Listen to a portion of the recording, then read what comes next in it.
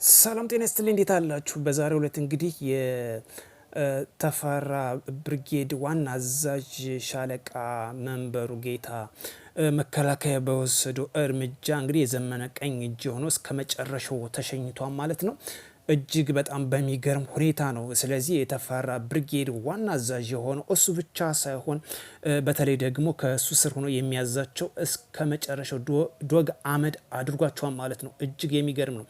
ነገር ግን ማስተባበያ ትናንት ነው ለሰጠው ነበረ ማስተባበያቸው ስለዚህ ውድቅ ሆኗል ማለት ነው። ይሄን የሰጡበት እንግዲህ ውሸት ነው እያሉ ነበረ፣ በንጹሃን ዜጎች ላይ ነው የሚል ማስተባበያ ተሰጥቶ ነበር። ነገር ግን ይህን ሊደብቁት በማይችለው መልኩ የተፈራ ብርጌድ ዋና አዛዥ በተለይ በዛሬው ዕለት በሁለተኛ ጊዜ በተወሰደው እርምጃ የድሮን ጥቃት ነው ይሄ ወንድም እንግዲህ ጥቃቱ ሰለባ የሆነው። ስለዚህ እስከ መጨረሻው ላይ መለስ ተሸኝቷል። ነገር ግን መንግስት ያቀረበውን የሰላም ጥሪ አሻፈሬ በማለት በተለይ የተፈራ ብርጌድ ዋና አዛዥ ሻለቃ መንበሩ ጌታ በተባለ እንግዲህ የዘመነ ቀኝ እጅ ቻው ተብሏል ማለት ነው። ስለዚህ እርምጃ ሲወሰድ እሱ ብቻ አይደለም፣ በተለይ የእሱ የሚያዛቸው ከስር ያሉት በርካታ ቁጥር ያላቸው እስካሁን ድረስ እንግዲህ በትናንትናውና በዛሬው ዕለት ከ250 በላይ እንግዲህ ታጣቂዎች እንደተሸኙ መረጃዎች እየወጡ ነው የሚያመላክተው።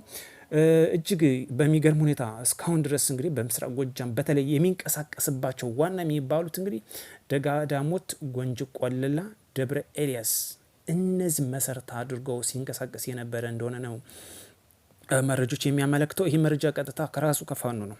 ምክንያቱም ቀኝ እጁ ክንፉን የተመታ ስለዚህ መብረር በማይችልበት ሁኔታ የጎጃም ፋኖ አሁን እየተገኘ መሆኑ ነው። በጣም በሚገርምታ እዚሁ ጋር አሁንም ሳንወጣ ስዩም ሚዘንገው የሚባለው ደግሞ ሪፖርተር ነኝ ወይም ደግሞ መረጃ አቃባይ የሚዲያ ሰው ነኝ በማለት የሚታወቀው እሱም ቸው ተብሏል ማለት ነው። እጅግ በሚገርም ሁኔታ ስለዚህ አውደ ዓመቱን በርቀት ተሳልመውታን እንደማለት ነው። በሌላ አባባል የሚያስፈልገው ሰላም ነው። መንግስት ያደረገውን አማራጭ መጠቀም ብልጠት ነው። ብልጠት ብቻ ሳይሆን ደግሞ ለክልሉ ትልቅ ልማትና እረፍት ነው። ይህን በተቃራኒው መንቀሳቀስ ግን የሚያስከትለው የመጨረሻው ውጤት እንዲህ እያየ ነው እንደሆነ ግልጽ ተመልክተናል። በዛሬው ዕለት እንዲሁ ደግሞ በጎንደር ከተማ በተለይ በወንጀል የተማሩ በጎንደር ከተማ ሰላምና ጸጥታ መምሪያ ኃላፊ የሆኑት አለልኝ አለም ገልጸዋል። በተለይ እነዚህ በወንጀል ተጠርጥረው የነበሩ በቁጥጥር ስር ነው የዋሉት። በማህበረሰቡ ጥቆማ አማካኝነት ነው እነዚህ በጎንደር ከተማ እዚሁ ከተማ ውስጥ ሲንቀሳቀሱ የነበሩት በቁጥጥር ስር የዋሉት ከነ ሙሉ ትጥቃቸው ነው ማለት ነው። የመጨረሻ የፋኖ የትግል ውጤት በእነዚህ ስራዎች ነው ተሰማርቶ የምናገኛቸው። በቀረጥ ሰበብ በማድረግ ሰርጎ በመግባት እንደዚህ በማገት እንዲሁ በተመሳሳይ መልኩ በባህር ዳር በባለፈው እንደተያዙ እናስታውሳለን። አሁን ደግሞ በጎንደር ከተማ እነዚህ ተያዙት 4 እስከነሙሉ ትጥቃቸው ነው። እንዲህ በመግቢያ በምስል የምትመለከቷቸው በቀጥታ ነው የተያዙት። ስለዚህ ሻለቃ መንበሩ ጌታቸው ላትመለስ ተብላን። ይሄ አንድ ነገር መማር ያለብን ማንም ይጎዳ ማን የሚያስፈልገው ሰላም ነው። እነዚህ ወንድሞች ማንኛውም የታጠቀ ወንድም በትክክለኛው መንገድ ቢሆን ለሀገር ልማት የሆነ ኃይል ነው። ስለዚህ ይህን ደግሞ በተሰለጠነ መንገድ መፍታት ይቻላል። በሃያኛው ክፍለ ዘመን የነፍጥ ፖለቲካ ማራመድ በፍጹም የማይቻልበት ዘመን ነው። አሁን የነፍጥ ፖለቲካ ያለፈበት የቀረ ኋላ ቀር አካሄድ ነው። ስለዚህ ይህን ብናቆም ምክሬን እለግሳለሁኝ። ቆም ብለን እናስብ። ታሪክ ማየት በቂ እኮ ነው። ወደ ኋላ ታሪክን እንይ። በዚህ የመጣ ለውጥ የለም። የመጨረሻ ለውጥ የሚመጣው የምንፈልገውን ያህል እንጓዝ፣ በንግግር በድርድር ነው መፍትሄ የሚገኘው።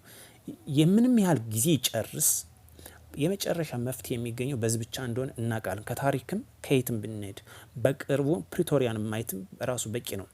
ምን ያህልም ተጓዙ ያለቀው በንግግር ብቻ ነው።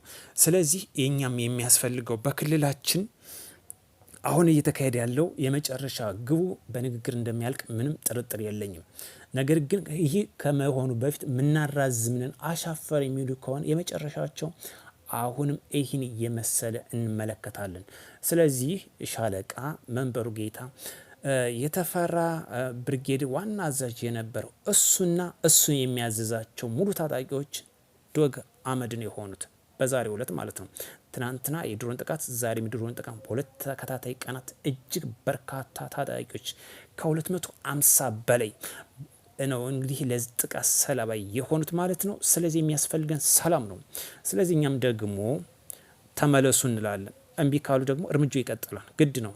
ክልሉ ሰላም ማግኘት አለበት። ምክንያቱም እያየን ያለ ነው እኮ ይህ ነው። የዘመነ ቀኝ እጅ ነው እናውቃለን። የጎጃም ዋና አዛዥ እያለ ዘመነ ይጮሃል። ከመግለጫው ውጭ ጠብ የሚል ነገር የለም። መግለጫ ይሰጣል።